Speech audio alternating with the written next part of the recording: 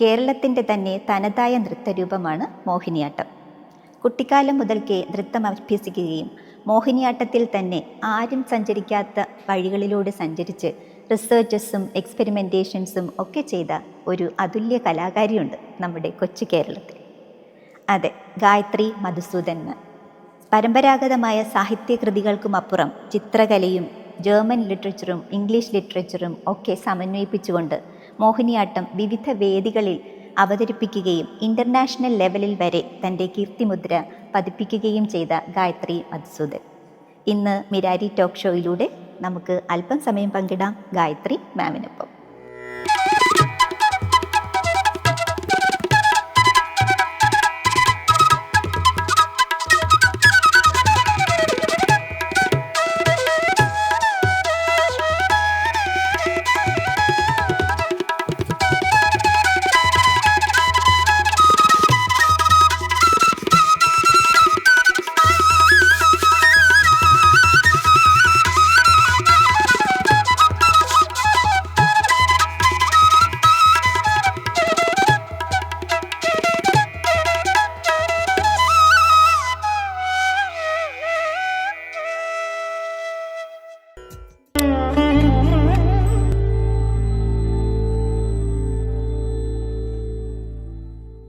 Welcome to the show, Mirari Talk Show. Everybody will have a backstory to success. Welcome to the show. Gayathri മാം തിരൂരാണല്ലോ ജനിച്ചത്. കുട്ടിക്കാലം മുതൽക്കേ മാം നൃത്തം അഭ്യസിക്കുക എന്ന് പറഞ്ഞു. അപ്പോൾ കുഞ്ഞിലേ മുതൽക്കേ തന്നെ ശരിക്കും മോഹിനിയാട്ടം തന്നെയായിരുന്നു മാമിൻ്റെ ഫോക്കസ്? ഞാനൊരു 4.5 വയസ്സിലാണ് പഠിച്ചു തുടങ്ങിയത്. 4.5 വയസ്സിൽ നമുക്ക് ഭരതനാട്യം, മോഹിനിയാട്ടം എന്നുള്ള ആ ഡിവിഷൻസ് ഒന്നുമില്ല. നമുക്ക് ഡാൻസ് പഠിക്കുക അല്ലെങ്കിൽ ഡാൻസ് ചെയ്യുക എന്നുള്ളത് മാത്രമേ ഉള്ളൂ. അങ്ങനെയാണ് ഞാനൊരു ഡാൻസ് ക്ലാസ്സിൽ എത്തുന്നതും പഠിച്ചു തുടങ്ങുന്നതും. അന്ന് പഠിച്ചു തുടങ്ങിയത് ഭരതനാട്യമാണ്. ശരി. പിന്നെ അവിടുന്ന് മോഹിനിയാട്ടത്തിലുള്ള ഈ ഒരു വളരെ പാഷനേറ്റ് ആയിട്ടാണല്ലോ മാം മോഹിനിയാട്ടത്തിനെ കാണുന്നത്.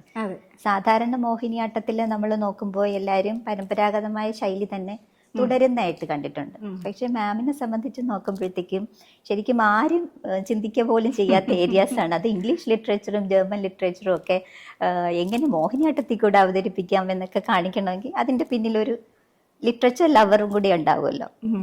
വായന ഇഷ്ടമാണ്. അത് ശരി. ഓക്കെ. മോഹിനിയാട്ടത്തിലോട്ട് കൂടുതൽ സ്പെഷ്യലൈസ് ചെയ്യുന്നത് അതൊരു ഏത് ഏജ് ഗ്രൂപ്പ് തൊട്ടിട്ടായിരിക്കും? ഞാൻ പഠിച്ചു തുടങ്ങിയത് ഭരതനാട്യമാണ്. അതാണ് നമ്മുടെ നാട്ടിലൊരു രീതിയും അങ്ങനെ തന്നെയാണ്. ഇപ്പൊ സ്വതവേ എല്ലാ ഡാൻസ് ക്ലാസ്സുകളിലും നമ്മൾ ചെന്ന് ചേരുമ്പോൾ നമ്മളെ ആദ്യം പഠിപ്പിക്കുക ഭരതനാട്യം. ഞാൻ വളരെ ഇഷ്ടമായിട്ട് തന്നെയാണ് ഭരതനാട്യം പഠിച്ചിരുന്നത്. പിന്നെ അത് കഴിഞ്ഞൊരു ഘട്ടം കഴിഞ്ഞ ഒരു അരങ്ങേറ്റമൊക്കെ കഴിഞ്ഞ് കുറച്ച് കഴിയുമ്പോൾ നമ്മൾ മോഹിനിയാട്ടത്തിലേക്ക് മാറും. അങ്ങനെ മോഹിനിയാട്ടം പഠിച്ചു. ഇത് രണ്ടും പഠിക്കുകയും എൻ്റെ പഠനകാലത്ത് ഞാൻ ഇത് രണ്ടും പഠിക്കുകയും അവതരിപ്പിക്കുകയും ധാരാളമായിട്ട് ചെയ്തിട്ടുണ്ട്. പക്ഷേ ഒരിക്കൽ പത്മശ്രീ ഡോക്ടർ ഭാരതി ശിവജി അവരുടെ ഒരു പെർഫോമൻസ് കാണാനിടയായി. അപ്പോഴാണ് ഞാൻ കൂടുതൽ മോഹിനിയാട്ടത്തെക്കുറിച്ച് കുറച്ചുകൂടി പഠിക്കണം, ഇത് ഗൗരവമായിട്ട് എടുക്കണം, ഇതിൽ കുറച്ചുകൂടി പഠിക്കണം, ചെയ്യണം എന്നുള്ളൊരു ആഗ്രഹമൊക്കെ സത്യം പറഞ്ഞാൽ വന്നത് അവരുടെ ഒരു പെർഫോമൻസ് കണ്ടതിന് ശേഷമാണ്. അതുപോലെ മോഹിനിയാട്ടം എന്ന് പറയുമ്പോൾ നമ്മൾ കേരളത്തിൻ്റെ തന്നെ തനതായ കലയെന്ന് പറയുമ്പോഴും അതിന്റെ ഉത്ഭവമൊക്കെ ആക്ച്വലി കേരളത്തിലല്ലായിരുന്നല്ലോ. ദേവദാസി സ്ത്രീകൾ അരങ്ങേറുന്ന ഒരു കലയായിട്ട് തുടങ്ങി. അത് പിന്നീട് സ്വാതി തിരുനാൾ മഹാരാജാവാണ് അതിനെ ശരിക്കും പറഞ്ഞാൽ മോഡിഫൈ ചെയ്തതെന്ന് കേട്ടിട്ടുണ്ട്. അപ്പോൾ ആ ഒരു മോഡിഫിക്കേഷനെ കുറിച്ചൊക്കെ മാമിന് എന്താണ് അഭിപ്രായം? മോഹിനിയാട്ടത്തിന് ശരിക്കും പറഞ്ഞാൽ ഒരു നിർഭാഗ്യവതിയായിട്ടുള്ള ഒരു നൃത്തരൂപമാണ് മോഹിനിയാട്ടം. കാരണം കൃത്യമായ ഒരു ചരിത്രം, ശരിക്കും പറഞ്ഞാൽ ഈ നൃത്തരൂപത്തിന്റെ കൃത്യമായിട്ടുള്ള ചരിത്രം ഇതുവരെ കണ്ടെടുത്തിട്ടില്ല. പഠനങ്ങൾ ധാരാളം നടന്നിട്ടുണ്ട്. അത് ഒരിക്കൽ പറഞ്ഞിരുന്നതിൽ നിന്ന് പലപ്പോഴും ഓരോരോ ഗവേഷണങ്ങളെ പുരോഗമിക്കുമ്പോഴും ഓരോ ഗവേഷണത്തിന്റെ പഠനങ്ങൾ പുറത്തു വരുമ്പോഴും ആ ചരിത്രം മാറി മാറി വരുന്നതായിട്ടാണ്. കേരളത്തിന്റെ തനത് നൃത്തകലയാണ് മോഹിനിയാട്ടം എന്ന് ചിന്തിച്ചിരുന്നു. പിന്നീട് അത് ഈ തേവിടിശയാട്ടം അല്ലെങ്കിൽ അച്ചിയാട്ടം അതിൽ നിന്ന് രൂപപ്പെട്ട് വന്നതാണ് എന്ന് പറഞ്ഞിരുന്നു. പിന്നീട് മറ്റ് നമ്മൾ എനിക്ക് തോന്നുന്നത് അക്കാദമിക് ആയിട്ടുള്ള പഠനങ്ങൾ പുരോഗമിക്കും തോറും മോഹിനിയാട്ടത്തെക്കുറിച്ചുള്ള കൂടുതൽ വസ്തുതകൾ വെളിവാക്കപ്പെടുകയാണ്. അങ്ങനെയാണ് അതിനെ കാണേണ്ടത് തോന്നുന്നു. അല്ലെങ്കിൽ ഇന്നത് ശരിയാണ് മറ്റത് തെറ്റാണ് എന്ന് തീരുമാനിക്കേണ്ട. ഇന്ന് നമ്മൾ ശരി എന്ന് കരുതുന്ന പലതും നാളെ തിരുത്തപ്പെട്ടേക്കാം പഠനങ്ങൾ പുരോഗമിക്കും തോറും. അപ്പോൾ മോഹിനിയാട്ടവും ശരിക്കും പറഞ്ഞാൽ വളർച്ചയുടെ ഒരു ഘട്ടത്തിലാണ് മോഹിനിയാട്ടം. അതുകൊണ്ട് ഇത്തരം വിവരങ്ങളും അറിവുകളും ഒക്കെ നമ്മളിലേക്ക് എത്തുന്നതേ ഉള്ളൂ. കണ്ടെടുക്കപ്പെട്ട ചരിത്രങ്ങളിൽ നിന്ന് കേരളത്തിൽ ഉണ്ടായിരുന്ന ഒരു സ്ത്രീ നൃത്തരൂപത്തെ സ്വാതി തിരുനാളിന്റെ കാലഘട്ടത്തിൽ കൂടുതൽ ചിട്ടപ്പെടുത്തുകയും ശൈലീകരിക്കുകയും ചെയ്തു. അത് കഴിഞ്ഞ് ഇന്ന് നമ്മൾ സ്പോൺസേഴ്സ് അല്ലെങ്കിൽ പ്രായോജകർ എന്നൊക്കെ പറയും. കലകൾക്ക് എപ്പോഴും ഇത് അത്യാവശ്യമാണ്. ഇന്നത്തെ ടേംസ് ആണ് ഞാൻ പറഞ്ഞത്. സ്വാതി തിരുനാൾ ഇതുപോലെ മോഹിനിയാട്ടത്തെ വളരെ അധികം പ്രൊമോട്ട് ചെയ്തൊരു രാജാവായിരുന്നു. അദ്ദേഹം സംഗീതജ്ഞനായിരുന്നു, സാഹിത്യകാരനായിരുന്നു, കലാ ആസ്വാദകനായിരുന്നു. അദ്ദേഹം ഒരു കലാകാരനായിരുന്നു. ആ കാലഘട്ടത്തിലാണ് മോഹിനിയാട്ടം ഏറ്റവും ഊർജ്ജസ്വലമായിട്ട് നമ്മൾ ആസ്വദിക്കുന്നത്. അതെ. അദ്ദേഹം മോഹിനിയാട്ടം ഇങ്ങനെ ഞാൻ നേരത്തെ പറഞ്ഞതുപോലെ ഇങ്ങനെ ചിട്ടപ്പെടുത്തിയെടുത്തു തഞ്ചാവൂർ നാൽവരുടെ ഒരു സഹായത്താൽ. അതിനുവേണ്ട കൃതികൾ സാഹിത്യത്തിൽ ഒരു നൃത്തരൂപത്തിന് സാഹിത്യവും സംഗീതവും ഒക്കെ വേണം. അപ്പൊ ഇതിന്റെ എല്ലാ മേഖലകളിലേക്കും കോൺട്രിബ്യൂട്ട് ചെയ്ത ഒരാളാണ് സ്വാതി തിരുനാൾ. പക്ഷെ അദ്ദേഹത്തിന്റെ മരണത്തോടുകൂടി മോഹിനിയാട്ടത്തിന് ഒരു ഈ പറഞ്ഞ സ്പോൺസറെ അല്ലെങ്കിൽ അത് നഷ്ടപ്പെടുകയാണ് ഉണ്ടായത്. ഒരു രക്ഷാധികാരി നഷ്ടപ്പെട്ട ഒരവസ്ഥയായിരുന്നു മോഹിനിയാട്ടത്തിന്. തുടർന്ന് വളരെ നിർഭാഗ്യകരമായ പല അനുഭവങ്ങളും അന്ന് മോഹിനിയാട്ടം കൊണ്ടു നടന്നിരുന്ന കലാകാരന്മാർക്കുണ്ടായി എന്നാണ് ചരിത്രം പറയുന്നത്. ഒരു കാലഘട്ടത്തിൽ തിരുവിതാംകൂറിലെ മഹാറാണിയായിരുന്ന ലക്ഷ്മിഭായി മോഹിനിയാട്ടം നിരോധിക്കുക വരെ ഉണ്ടായി. അങ്ങനെ ഒരു ചരിത്രമൊക്കെ ഉണ്ട്. ശേഷം ശ്രീ വള്ളത്തോൾ, മഹാകവി വള്ളത്തോൾ കലാമണ്ഡലത്തിലൂടെ വീണ്ടും മോഹിനിയാട്ടത്തെ വീണ്ടെടുത്ത് നമുക്ക് തന്നതാണ്. അവിടുന്ന് ഇങ്ങോട്ടുള്ള ഒരു മോഹിനിയാട്ടത്തെയാണ് നമ്മൾ ഇന്ന് കാണുന്ന മോഹിനിയാട്ടം. അതാണ് നമ്മൾ ഇന്ന് കാണുന്നത്. പിന്നെ അതിൽ ഓരോരുത്തരും പലരുടെയും സംഭാവനകളുണ്ട്. പലരും അവരവരുടെ രീതിക്കനുസരിച്ച് യുക്തിക്കനുസരിച്ച് ഇതിൽ പല വ്യത്യാസങ്ങളും വരുത്തിയിട്ടുണ്ട്, തിരുത്തലുകൾ വരുത്തിയിട്ടുണ്ട്, പലതും കൂട്ടിച്ചേർത്തിട്ടുണ്ട്, ഒഴിവാക്കിയിട്ടുണ്ട്. ആ ഒരു തുടർച്ചയാണ് നമ്മൾ ഇന്ന് കാണുന്ന മോഹിനിയാട്ടം. മോഹിനിയാട്ടം ശരിക്കും പറഞ്ഞാൽ അധികം ഡിസ്കസ് ചെയ്ത് പോകാത്ത ഒരു കലയാണെന്ന് എനിക്ക് തോന്നിയിട്ടുണ്ട്. ശരിക്കും പറഞ്ഞാൽ ഇതിന്റെ തന്നെ ഈ ചരിത്രം തന്നെയും നമ്മൾ കേരളീയരാണ്, കേരളത്തിന്റെ തന്നെ തനതായ ഒരു നൃത്തരൂപമായിരിക്കവേ മറ്റു നൃത്തരൂപങ്ങൾക്ക് കിട്ടുന്ന ഒരു റെക്കഗ്നീഷൻ ശരിക്കും മോഹിനിയാട്ടത്തിന് കിട്ടാതെ പോയതും പരിഗണന മാം പറഞ്ഞ കാര്യങ്ങൾ കൊണ്ട് തന്നെ ആകും അല്ലേ? ആയിരിക്കാം. പിന്നെ നമ്മളിങ്ങനെ വളരെ തനത് എന്നൊക്കെ പറയുമ്പോഴും നമ്മൾ ഈ നൃത്തരൂപങ്ങളെ ഒരുമിച്ച് നിർത്തി നോക്കുമ്പോൾ പലതിലുമുള്ള സംഗതികളൊക്കെ ഒന്ന് തന്നെയാണ്. അത് അവതരിപ്പിക്കുന്ന രീതിക്കാണ് ചെറിയ ചെറിയ വ്യത്യാസങ്ങൾ വരുന്നതും അതിനെ ഒരു ദേശത്തിൻ്റെയാക്കി മാറ്റും. മോഹിനിയാട്ടത്തിൽ ശരിക്കും ഫോക്കിന്റെ ചെറിയ ചായ്വുണ്ട് എന്ന് പറയുന്നതിനോട് എന്ത് യോജിക്കുന്നുണ്ടോ? പല നൃത്തരൂപങ്ങളുടെ ശകലങ്ങൾ കൂട്ടിച്ചേർത്താണ് മോഹിനിയാട്ടത്തിനെ ശരിക്കും ഒരു ഇന്ന് കാണുന്ന ഒരു മോഡിഫൈഡ് വേർഷനാക്കി എന്ന് പറയുന്നവരുണ്ട്. അതിനോട് യോജിക്കുന്നുണ്ടോ? അങ്ങനെയല്ലാതെ എനിക്ക് തോന്നുന്നത് ഒരു ദേശത്ത് രൂപം കൊള്ളുന്ന അല്ലെങ്കിൽ ഉരുവപ്പെടുന്ന കലകൾക്കൊക്കെ സാമാന്യമായി ചില സാമ്യതകൾ ഉണ്ടാവും. ചലന സമ്പ്രദായം എനിക്ക് അങ്ങനെയാണ്. നമുക്ക് ഓരോ നൃത്തരൂപത്തിനും അതിൻ്റെ വ്യക്തിത്വം കൊടുക്കുന്നത് ശരിക്കും അതിൻ്റെ ചലന സമ്പ്രദായമാണ്. ഈ ചലന സമ്പ്രദായം ഒരു പ്രദേശത്തിൻ്റെ സ്വഭാവമായിരിക്കും, അവിടുത്തെ പ്രകൃതിയുടെ സ്വഭാവമായിരിക്കും, അവിടുത്തെ ആളുകളുടെ സാധാരണ ജീവിതത്തിലുള്ള ദേഹചലനങ്ങളുടെ സ്വഭാവം ഉണ്ടാവാം. അപ്പോൾ ഇതൊക്കെ അവിടെ ഉരുത്തിരിയുന്ന അല്ലെങ്കിൽ ഉരുവപ്പെടുന്ന എല്ലാ കലാരൂപങ്ങളിലും ഉണ്ടാവും. അങ്ങനെയാണ് ഇതിന് സാമ്യത വരുന്നത്. പിന്നെ ഉണ്ടാവാം, ഒരു ചില ഘട്ടത്തിലൊക്കെ ഇത്തരം കൂട്ടിച്ചേർക്കലുകൾ ഉണ്ടായിട്ടുണ്ടാവാം. ഓക്കെ. അപ്പോൾ കല്യാണി കുട്ടിയമ്മയൊക്കെ കൈകുട്ടിക്കളിയിൽ ഉപയോഗിച്ചിരുന്ന ചില സ്റ്റെപ്സ് ഒക്കെ ഇതിലേക്ക് മോഹിനിയാട്ടത്തിലേക്ക് കൂട്ടിച്ചേർത്തു എന്ന് പറയപ്പെടുന്നു. പക്ഷെ അവർ അതിനെ മോഹിനിയാട്ടത്തിന്റെ ചലന സമ്പ്രദായത്തിലേക്ക് കൊണ്ടുവന്നാണ് അവതരിപ്പിച്ചത്. Okay okay. അപ്പോൾ മാമിനെ കുറിച്ച് നോക്കുമ്പോഴത്തേക്കും ചന്ദ്രയാൻ ഉദ്യമം ഉണ്ടല്ലോ, അപ്പോൾ അതിന് വേണ്ടിയിട്ട് ശരിക്കും പറഞ്ഞാൽ അവർ ആ ഒരു പ്രോസസ്സ് തുടങ്ങുമ്പോഴേ ശരിക്കും മാം ഇപ്പോൾ ഒരു ജർമ്മൻ സയന്റിഫിക് നോവൽ അല്ലേ, സോംനിയം എന്ന് പറഞ്ഞ ജർമ്മൻ സയന്റിഫിക് നോവലിനെ അത് ചന്ദ്രയാനുമായിട്ട് ബന്ധപ്പെട്ട്, ചന്ദ്രയാന്റെ വിജയമായിട്ട് ബന്ധപ്പെട്ട് മാം ഒരു നിലാക്കനവ് എന്നുള്ള ഒരു മോഹിനിയാട്ട രൂപം, ഒരു തീമാറ്റിക് പ്രസന്റേഷൻ ചെയ്തു എന്ന് പറയും. അപ്പോൾ ശരിക്കും നമുക്ക് സംശയം, ഈ ചന്ദ്രയാനി പോയ ആ സമയത്തെ മാം ഇത് മൈൻഡിലുണ്ടായിരുന്നു, ഈ നോവൽ ഇതുമായിട്ട് കണക്ട് ചെയ്തൊരു മോഹിനിയാട്ടം ചെയ്യാം അങ്ങനെ? അങ്ങനെയല്ല അത് സംഭവിച്ചത്. അത് വാസ്തവത്തില് പിന്നെ എൻ്റെ സുഹൃത്തു കൂടിയായ ശ്രീ വിനോദ് മങ്കര, അദ്ദേഹം ദേശീയ അവാർഡുകളൊക്കെ ലഭിച്ച സംവിധായകനാണ്, ഒരുപാട് ഡോക്യുമെന്ററി ചെയ്തിട്ടുണ്ട്. അദ്ദേഹം തന്നെയാണ് ഈ ചന്ദ്രയാൻ 3 ഈ ഒരു ജേർണി ISROയ്ക്ക് വേണ്ടി ഡോക്യുമെന്റ് ചെയ്തത്. അപ്പൊ എൻ്റെ ഒരു സുഹൃത്തു കൂടിയായ അദ്ദേഹം വളരെ കാഷ്വലായി ചോദിച്ചൊരു ചോദ്യം, ആ ഒരു കാലത്ത് ഈ ചന്ദ്രയാൻ 3 വിജയം ഒരു നർത്തകി എങ്ങനെയാണ് ആഘോഷിക്കുക എന്നുള്ള ഒരു ചോദ്യം, എനിക്ക് തോന്നുന്നു ആ ചോദ്യമാണ് നിലാക്കനമായി പുറത്തു വന്നത്. അപ്പൊ അദ്ദേഹം അത് ചോദിച്ചപ്പോഴാണ് വളരെ ആത്മവിശ്വാസത്തോടു കൂടി ഞാൻ പറഞ്ഞൊരു മറുപടി, നർത്തകിയുടെ ആഘോഷങ്ങളൊക്കെ നൃത്തമാണ്.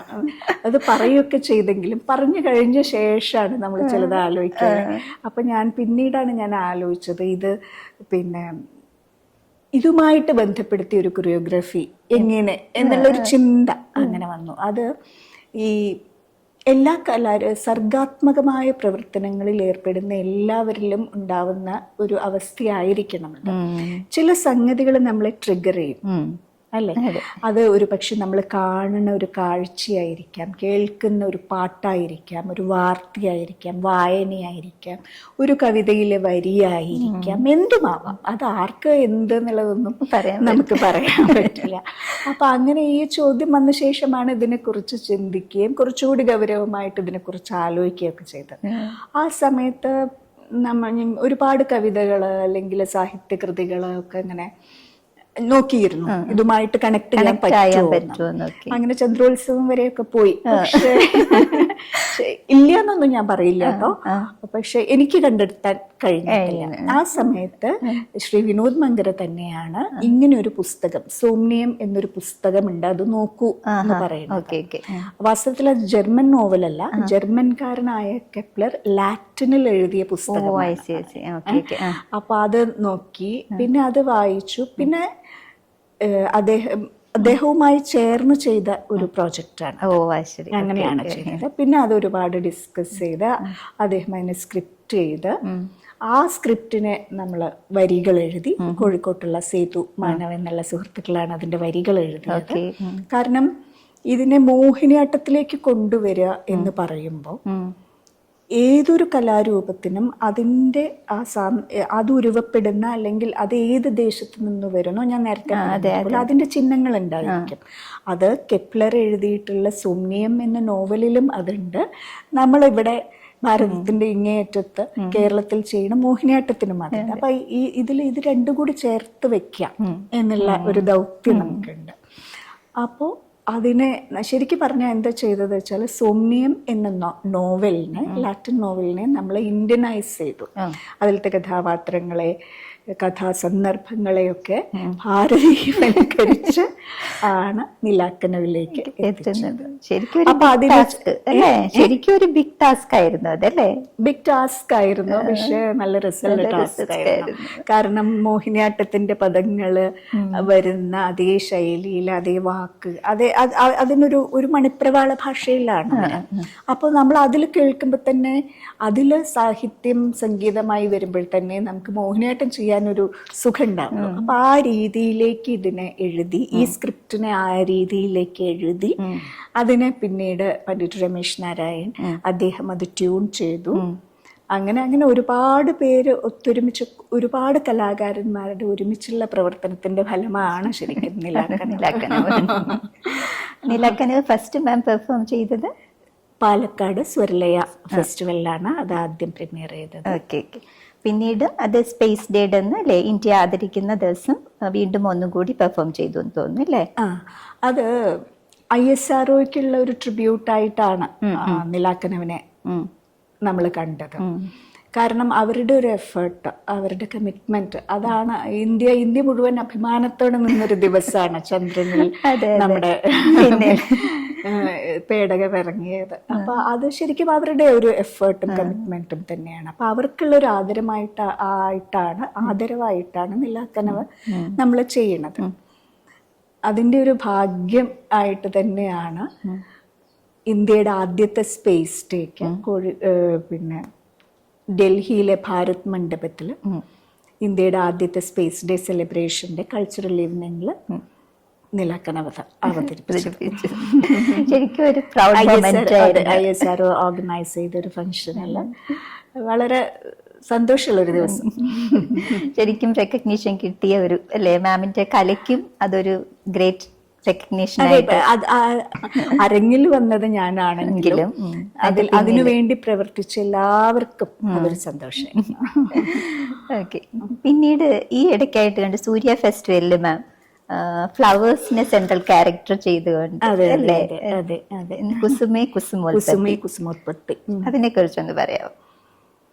സാധാരണയായിട്ട് മോഹിനിയാട്ടത്തിൽ ഒരു കച്ചേരി അവതരിപ്പിക്കുക അല്ലെങ്കിൽ ഒരു മോഹിനിയാട്ട പരിപാടി, നൃത്തം ഒരു 1.5 മണിക്കൂറോ 3 മണിക്കൂറോ 2 മണിക്കൂറോ എത്രയാണെങ്കിലും ചെയ്യുമ്പോൾ നമ്മൾ സാമ്പ്രദായിക രീതിയിൽ അത് ചെയ്യുമ്പോൾ നമ്മുടെ പുരാണങ്ങളുമായിട്ട് ബന്ധപ്പെട്ടിട്ടുള്ള സ്തുതികളും കീർത്തനങ്ങളും ഒക്കെ ആയിട്ട് അതിന് ആ റെപ്പറ്റോറിന് ഒരു സ്ട്രക്ചർ ഉണ്ട്. അതിൽ സ്വതവേ വരിക ഈ പുരാണ കഥാപാത്രങ്ങളും ഒക്കെയാണ്. ഇപ്പൊ ധാരാളം പരീക്ഷണങ്ങൾ നടക്കുന്നുണ്ട്, കവിതകളും ഒക്കെ അതൊക്കെ നടക്കുന്നുണ്ട്, അതൊക്കെ ഉണ്ട്, ഇല്ല എന്നല്ല. പക്ഷേ ഈ കേന്ദ്ര കഥാപാത്രങ്ങളായിട്ട് പൂക്കളെ അവതരിപ്പിക്കുന്ന ഒരു റെപ്പറ്റോറായിരുന്നു കുസുമോത്പത്തി. അതും ഒരൊറ്റ ആർട്ടിസ്റ്റിന്റെ അല്ലല്ലോ, ഒരുപാട് ഒരുപാട് സാഹിത്യകാരന്മാർ അതിലുണ്ട്. പണ്ഡിറ്റ് രമേശ് നാരായൺ സാറുമായിട്ട് നല്ല ബന്ധത്തിലാണോ? കാരണം മിക്കതിന്റെയും സംഗീതമൊക്കെ അദ്ദേഹമാണല്ലോ മാമിനെ ഹെൽപ്പ് ചെയ്യുന്നത്. ഇത് തന്നെയാണ് അദ്ദേഹമായിട്ടുള്ള ബന്ധം. നേരത്തെ അറിയാമായിരുന്നതാണോ അതോ എന്ന സംഗീതജ്ഞനെ നമുക്കൊക്കെ അറിയാം. അദ്ദേഹത്തിന്റെ പാട്ടുകളിലൂടെ നമുക്കറിയാം. അപ്പോൾ ഇത് ചന്ദ്രയാനും അതുപോലെ കുസുമോത്പത്തി എന്നൊക്കെ ഉള്ള വർക്ക്സ് അല്ലെ, വർക്ക് ഓഫ് ആർട്സ് ചെയ്യുന്നതിന് വേണ്ടിയിട്ട് കൊളാബറേറ്റ് ചെയ്ത ഒരു വ്യക്തി എന്നുള്ള രീതിയിൽ വ്യക്തിപരമായിട്ട് അദ്ദേഹത്തെ പരിചയപ്പെടുന്നത് ആ സമയത്താണ്. ആസ് എ പേഴ്സണാലിറ്റി സാറിനെ കുറിച്ച് എന്തെങ്കിലും പറയാനുണ്ടോ? ഇങ്ങനെയുള്ള ഒരു പുതിയ ഒരു കാര്യമല്ലേ, ഇപ്പൊ നേരത്തെ ഓൾറെഡി ഉള്ളതല്ല, ശരിക്കും ഹാർഡ് എഫേർട്സ് ഉള്ളതാണ്. മാമിന്റെ തന്നെ തോട്ട് പ്രോസസ്സ് വളരെ ഡിഫറെന്റ് ആണ്. ഒരു വളരെ ആരും ചെയ്യാത്തൊരു കാര്യമാണ് ഇപ്പൊ ചെയ്യുന്നത്. അത് മോഹിനിയാട്ടത്തിലോട്ട് മാം പറഞ്ഞതുപോലെ ജർമ്മൻ ഇതാണെങ്കിലും അല്ലെ, ഭയങ്കര ടാസ്ക് ഫുൾ ആയിട്ടുള്ള കാര്യങ്ങളാണ്. അപ്പൊ അതിപ്പോ ഒരു ഇത്രയും റെപ്യൂട്ടഡ് ആയിട്ടുള്ള ഒരാളിനോട് പറയുമ്പോൾ അദ്ദേഹം അത്രയും കോപ്പറേറ്റ് ചെയ്താലാണ് മാമിനും അത്ര ഈസി ആവുക അല്ലേ? അദ്ദേഹത്തിന് അത് എഫേർട്ട്ലെസ് ആണ്. അല്ല, ഞങ്ങൾ അത് പറയുന്ന സമയത്ത് ശ്രീ വിനോദ് മങ്കരയുമുണ്ട്. നമ്മളത് പറയുന്ന സമയത്ത് നമ്മൾ അതെങ്ങനെ വേണമെന്ന് സ്ട്രക്ചർ ചെയ്യുന്ന സമയത്ത് കൃത്യമായ തീരുമാനമുണ്ടായിരുന്നു. അതിൻ്റെ സാഹിത്യം എന്നതുപോലെ വേണം, സംഗീതം എന്നതുപോലെ വേണം എന്നൊക്കെ ഞങ്ങൾ ഡിസ്കസ് ചെയ്ത് ഒരുപാട് ചിന്തിച്ച് ചർച്ച ചെയ്ത് തർക്കിച്ചൊക്കെ തീരുമാനിച്ച സംഗതിയാണ്. അപ്പം അതിൽ നമ്മൾ സാമ്പ്രദായികമായിട്ട് മോഹിനിയാട്ടം ഇന്ന് ഫോളോ ചെയ്യുന്ന ഒരു സംഗീത രീതിയുണ്ട്, സോപാന സംഗീത രീതിയുണ്ട്. കെപ്ലർ വരുന്നത് ജർമ്മനിയിൽ നിന്ന്, ബിഥോവന്റെ നാട്ടിൽ നിന്നാണ്. അപ്പൊ അവരുടെ സംഗീതം എന്ന് പറയുമ്പോൾ അതൊരു സിംഫണിയാണ്. അപ്പൊ ഇത് രണ്ടും വരണം എന്ന് തീരുമാനിച്ചിരുന്നു. അപ്പൊ അങ്ങനത്തെ ഒരു സംഗീതം ചെയ്തു തരണം എന്നാണ് പണ്ഡിറ്റ് രമേശ് നാരായൺജിയോട് ഞങ്ങൾ ആവശ്യപ്പെട്ടത്. അത് വളരെ കൃത്യമായിട്ട് വളരെ ഭംഗിയായിട്ട് അദ്ദേഹം അത് ചെയ്തു തന്നു. കലർപ്പില്ലാത്തൊരു സംഗീതജ്ഞനാണ് അദ്ദേഹം. അതിൽ കൂടുതൽ അദ്ദേഹത്തെ പോലെ ഒരു കലാകാരനെ വിലയിരുത്താനൊന്നും ഞാനാണല്ല. മാം അതുപോലെ തന്നെ ബ്ലൈൻഡ് ഫെഡറേഷൻ ഗ്രൂപ്പുമായിട്ട് ചേർന്നിട്ട് എന്തോ ഒരു സംഭവം ചെയ്യുന്നുണ്ടെന്ന് ഞാൻ അറിഞ്ഞു. രഹസ്യമായിട്ട് അറിഞ്ഞതാണ് മാം രഹസ്യമായിട്ട് ചെയ്യുന്നതെന്ന് ഒരു ഇൻഫർമേഷൻ കിട്ടി. നമ്മൾ മിരാരി ടോക്ക് ഷോയിലൂടെ ഒന്ന് പറയാൻ പറ്റുമെങ്കിൽ നല്ലതായിരുന്നു. ബ്ലൈൻഡ് ഫെഡറേഷൻ ശരിക്കും ഇന്നത്തെ കാലത്ത് നമ്മുടെ ടെക്നോളജിയെ ഏറ്റവും ഭംഗിയായിട്ട് ഉപയോഗിക്കുന്ന ഒരു ഗ്രൂപ്പാണ് അവർ. അപ്പം നമ്മുടെ വാട്സാപ്പിൻ്റെ ഒക്കെ സാധ്യതകളെ വളരെ എഫക്റ്റീവായിട്ടാണ് അവർ ഉപയോഗിക്കുക. അപ്പോൾ അവരുടെ ഒരു വായനാ ഗ്രൂപ്പ് ഉണ്ട് അവർക്ക്. ദ്യുതി എന്ന് തന്നെയാണ് അതിൻ്റെ പേര്. അപ്പോൾ ദ്യുതിയുടെ ഒരു വായനക്കാരിയാണ് ഞാൻ. അവർക്ക് വേണ്ടി വായിച്ചു കൊടുക്കാറുണ്ട്. ഒരുപാട് ഒരു 2016 ഒക്കെ തൊട്ട് ഞാൻ സ്ഥിരമായിട്ട് വായിക്കാറുണ്ട്. അവർക്ക് പുസ്തകങ്ങളായിട്ടും പത്രങ്ങളായിട്ടും ഒക്കെ വായിച്ചു കൊടുക്കാറുണ്ട്. ഇപ്പം ഈയിടെയായിട്ട് മാത്രം നമ്മുടെ അടുത്ത കോമ്പൗണ്ടിൽ ഒരു കൺസ്ട്രക്ഷൻ വർക്ക് നടക്കുന്നത് കൊണ്ട് എനിക്ക് എൻ്റെ വായന നിർത്തി വെക്കേണ്ടി വന്നു. കാരണം ഭയങ്കര ഡിസ്റ്റോർഷൻ ആയിരിക്കും ശബ്ദം. അത് പ്രത്യേകിച്ച് പുസ്തകങ്ങളൊക്കെ വായിക്കുന്ന സമയത്ത് ഇവര് നമ്മൾ ഈ ബിറ്റായിട്ടാണ് വായിച്ചിടുക എന്നുണ്ടെങ്കിലും അവരത് കമ്പൈൽ ചെയ്ത് ഒരു ഓഡിയോ ബുക്കായിട്ട് തന്നെ ഉപയോഗിക്കും.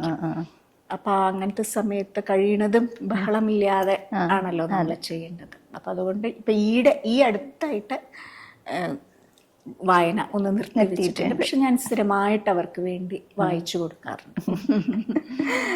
അപ്പോൾ മാമിന് ശരിക്കും മോഹിനിയാട്ടം മാത്രമാണോ ശരിക്കും നൃത്തരൂപത്തിൽ ഇഷ്ടം? അത് വേറെ എന്തെങ്കിലും എല്ലാ നൃത്തരൂപങ്ങളും ഇഷ്ടമാണ്. കാണാൻ എനിക്കെല്ലാം ഇഷ്ടമാണ്.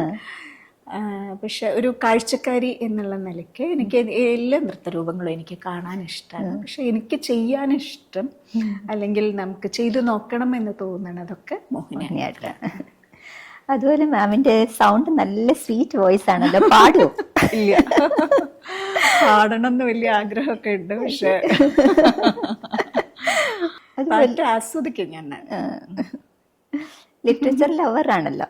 അപ്പോ അതെ, അങ്ങനെ ഭയങ്കര ആഴത്തിലുള്ള, ഞാനെപ്പോഴും വായിച്ചു തുടങ്ങുമ്പോൾ എനിക്ക് മനസ്സിലാവാത്ത പുസ്തകങ്ങള് ഞാൻ ഉപേക്ഷിക്കും.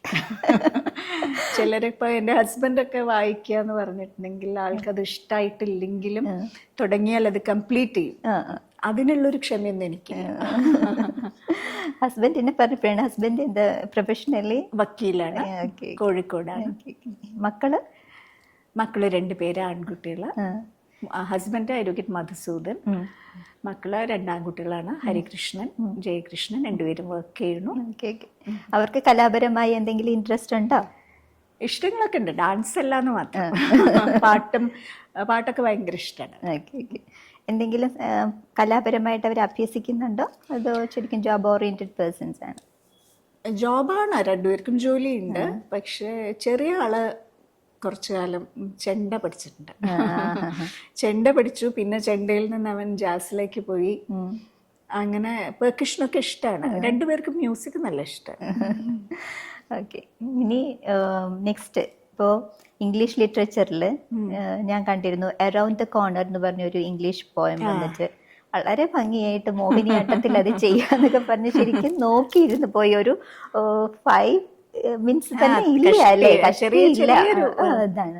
പക്ഷെ വളരെ ഭംഗിയായിട്ട് മാം, അതെങ്ങനെയാണ് മാമിന് ആ പോയം വായിച്ചപ്പോഴത്തേക്ക് തോന്നിയതാണോ ഇങ്ങനെ ചെയ്യണം എന്ന്, സ്വന്തമായിട്ട് ഇഷ്ടം തോന്നി ചെയ്തതാണോ അത്? എനിക്ക് പലപ്പോഴും കേൾക്കണം, വായിക്കും. പക്ഷെ നമുക്കിത് പദ്യങ്ങളൊക്കെ നമുക്ക് ഓരോ ഇഷ്ടങ്ങളായിരിക്കുമല്ലോ. വായിക്കാൻ, കവിതകൾ വായിക്കാൻ ഇഷ്ടമാണ്. പക്ഷെ കവിതകൾ ചൊല്ലിക്കേൾക്കാൻ എനിക്ക് അതിലേറെ ഇഷ്ടമാണ്. അപ്പൊ ഇത് ഒരു ഓഡിയോ, ഞാൻ യഥാവിലും ഇങ്ങനെ കേട്ടൊരു ഓഡിയോ ആയിരുന്നു അത്. അപ്പോൾ അതിൻ്റെ വരികളും എനിക്കിഷ്ടമായി. അത് ആ ചൊല്ലി റെസൈറ്റ് ചെയ്ത രീതിയും അതിൻ്റെ കണ്ടന്റും ശരിക്കും നല്ലൊരു, നമ്മളൊന്നും നാളേക്ക് വെക്കരുത്.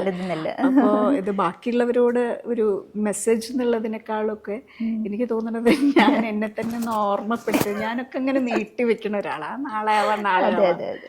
അപ്പൊ അത് എനിക്കുള്ളൊരു റിമൈൻഡർ കൂടിയാണത്. അത് ഞാനും അത് കണ്ടപ്പോ ഞാനും വിചാരിച്ചു ഞങ്ങൾക്കും ഇതൊക്കെ ഉണ്ടല്ലോ അല്ലേ, എല്ലാം നാളെ എന്ന് പറഞ്ഞിട്ട് മാറ്റി വെക്കും. പക്ഷെ അതിന് നല്ലൊരു വാണിംഗ് തരുന്ന ഒരു പോമാണ്. അത് ഒരുപാട് വാണിംഗ് ആണ്. അത് നമ്മള് നാളെ എന്ന് നീട്ടിവെക്കുന്നത്, നമുക്ക് ബന്ധങ്ങൾ നഷ്ടപ്പെട്ടു പോകുന്നത്, പിന്നെ അടുപ്പം കുറയണത്, പിന്നെ മനുഷ്യന്റെ ജീവിതത്തിന്റെ ഒരു നശ്വരത, ഇതൊക്കെ അതിലുണ്ട്. ഒരുപാട് അടരുകളുള്ള ഒരു കുഞ്ഞു കവിതയാണ്. ശരിക്കും മാമിന് ഒരു കലാകാരി എന്നുള്ള രീതിയിൽ മാമിന് കാണാനും നല്ല ബ്യൂട്ടിയാണ്, നന്നായിട്ട് നൃത്തം ചെയ്യും. അന്നത്തെ കാലത്തൊക്കെ ശരിക്കും ഇങ്ങനെയുള്ളവരാണല്ലോ ഫിലിമിലൊക്കെ അല്ലേ ആർട്ടിസ്റ്റായിട്ടൊക്കെ എടുക്കുക. ഫിലിം ആക്ട്രസ് ആയിട്ട് മാമിന് ഒരു സ്കോപ്പ് ഉണ്ടായിരുന്നോ? ആരെങ്കിലും വിളിച്ചിരുന്നോ? വിളിച്ചിട്ടുണ്ടോ ആരെങ്കിലും? ഉണ്ട് മാമിന്റെ ചിരി കാണുമ്പോഴേ അറിയാം. അതെന്റെ മേഖലയല്ല. അല്ല, അതുകൊണ്ട് വേണ്ടാന്ന് വെച്ചു. അതെ, സിനിമയിൽ പിടിച്ചു നിൽക്കണമെങ്കിൽ നൃത്തം മാത്രം പോരാ. അതിൻ്റെതായ എനിക്ക് തോന്നുന്നു നൃത്തം ചെയ്യാനാണ് എനിക്കിഷ്ടം. ആക്ടിങ് സ്കില്ല് അങ്ങനത്തെ ഒരു മേഖലയിലോട്ട് പോകാൻ അല്ലേ, ആക്ട്രസ് എന്നൊക്കെ ഉള്ള ആ ഒരു മേഖലയിലോട്ട് പോകാൻ ഇഷ്ടമില്ലായിരുന്നു. അതൊന്നും ഞാൻ അങ്ങനെ ഗൗരവത്തിൽ ചിന്തിച്ചിട്ടില്ല. പക്ഷെ അത് എനിക്ക് പറ്റിയൊരു മേഖല, അങ്ങനെ ഞാൻ പറയുള്ളൂ, എനിക്ക് പറ്റിയൊരു മേഖലയായിട്ട് എനിക്ക് തോന്നിയിട്ടില്ല. ഓക്കെ, മാമിന് എങ്ങനെയാണ് ഈ കലാപരമായിട്ട് മുന്നോട്ട് പോകാൻ ഫാമിലിയുടെ സപ്പോർട്ട്? ഫാമിലിയുടെ സപ്പോർട്ട് എന്ന് പറഞ്ഞാൽ നമുക്ക് അതിപ്പോൾ കല എന്നുള്ളതല്ല, ഏതൊരു മേഖലയിലേക്കും നമ്മൾ പോകുമ്പോൾ അതിനുള്ളൊരു സ്വാതന്ത്ര്യമാണ് നമുക്ക് ആവശ്യം. അതെ, നമുക്ക് അതിലേക്ക് പോവാൻ, നമ്മൾ ഏതൊരു മേഖല, ഏത് ജോലിയാണെങ്കിലും ആ ജോലിയിൽ, ആ ഒരു പ്രവർത്തന മേഖലയിൽ നിൽക്കണമെങ്കിൽ സമയമാണ്.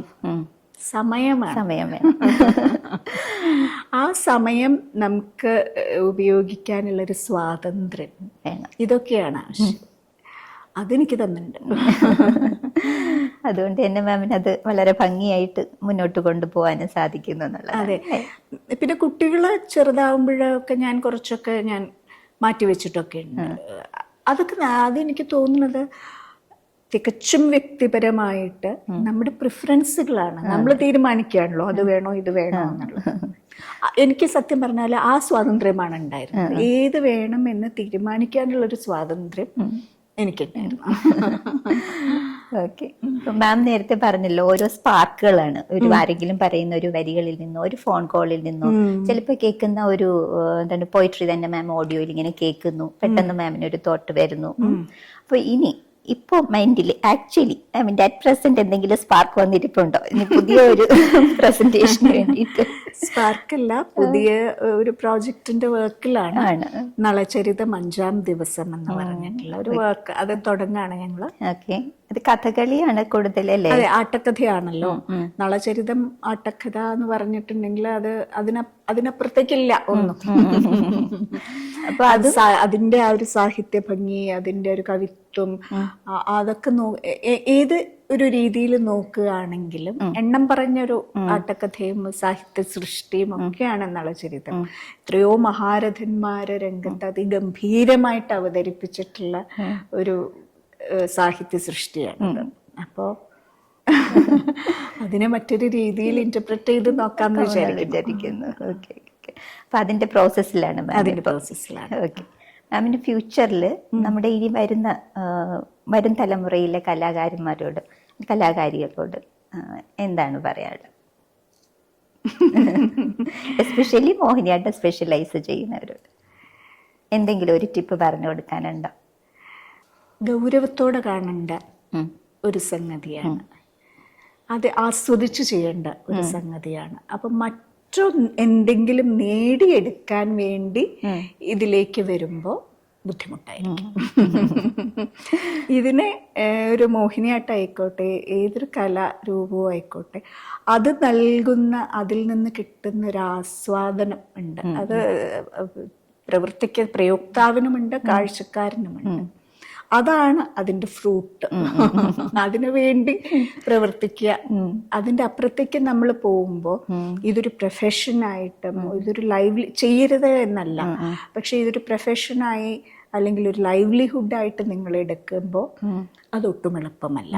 ഞാൻ വരുന്ന കുട്ടികളെ അല്ലെങ്കിൽ എൻ്റെ എന്താ പറയുക കുട്ടികളോട് എനിക്ക് പറയാനുള്ളത്, എനിക്ക് തോന്നുന്നത് ഈ കലകളൊന്നും തന്നെ ഒരു ജീവിതോപാധിയായിട്ട് രൂപപ്പെട്ടതല്ല. ഇതിൻ്റെ സ്വഭാവം വേറെയാണ്. അപ്പോൾ അങ്ങനെ രൂപപ്പെട്ട ഒരു സംഗതിയെ നമ്മൾ ജീവിതോപാധിയാക്കുമ്പോൾ നമുക്ക് ഒരുപാട് കോംപ്രമൈസുകൾ പലപ്പോഴും വേണ്ടി വരും. അപ്പോൾ എന്നാൽ അതേസമയം ജീവിതോപാധിയാണ്, അതേസമയം കോംപ്രമൈസിന് തയ്യാറുമല്ല എന്നുള്ള രീതിയിൽ ഇത് കൊണ്ടുപോവുക എന്നുള്ളത് ഒട്ടും എളുപ്പമല്ല. അതിനുള്ളൊരു മനോബലം വേണം. ഇനി വരുന്ന കലാകാരന്മാർക്ക് വേണ്ടത് അതുകൂടിയാണ്. അതുപോലെ ഹാർഡ് വർക്കിംഗ്, നിത്യാധ്വാനം, അതാണ്. കാരണം ഇത് ചെയ്ത് അല്ലെങ്കിൽ ഈ കലാരൂപങ്ങളോ ഒന്നും തന്നെ നമ്മൾ പഠിച്ചു കഴിയലില്ല.